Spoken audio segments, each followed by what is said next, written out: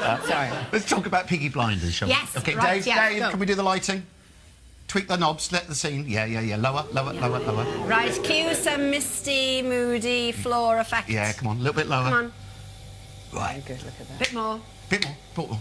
You got it. That's Peaky Blinders. No, it's not. I should do it like that, shouldn't Peaky Blinders? Yeah, good. So, season 3. I mean, season 3 was intense. But season 4, they say, is off the charts, Helen. Season 4 is as good as season 1.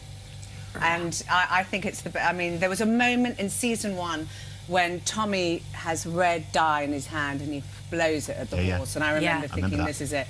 And in the same... There's the same moment in this first episode of season 4 that I looked at it and I just thought, it's back there. I'm so excited about it. So, I mean, we don't want to give any spoilers. Always awkward. But... Or it really... She has had a vision. But either way, now... she believes that the souls of her children are with her. And so now, like Tommy and Arthur, she is fearless because she believes that she has no fear of death.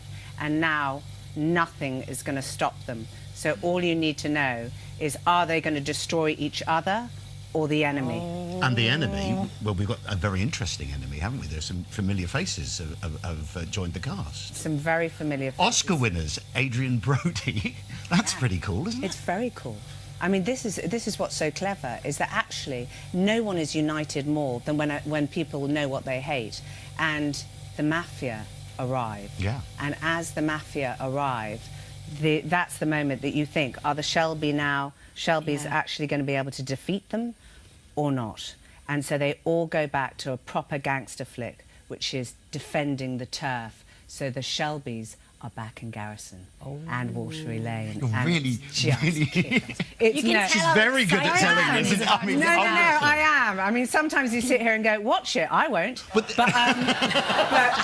this is what happened to me last time when we met. And because you became obsessed. I'm obsessed with the programme. Absolutely love it. Yeah. I can't wait. I'll tell you what it is. It's the quality of the writing and the quality across. And the cinematography. The cinematography, the acting. We were trying to find a clip, weren't we? Well, we were. But the problem you. was, gosh, that mist and fog is playing havoc with my I know. But Auntie Polly, your character, too naughty in episode 1 and 2. So we had to go to episode 3, and eventually we found a clip that's suitable for this time of night. Absolutely great. Now, there's a character who actually appears tomorrow, Jessie Eden, who is a real character from the 20th century, a fascinating character. Tell us about her. So she was in Birmingham in 1926, and then at 31, she stood and she made 10,000 women walk out of a motor factory to ask for equal pay.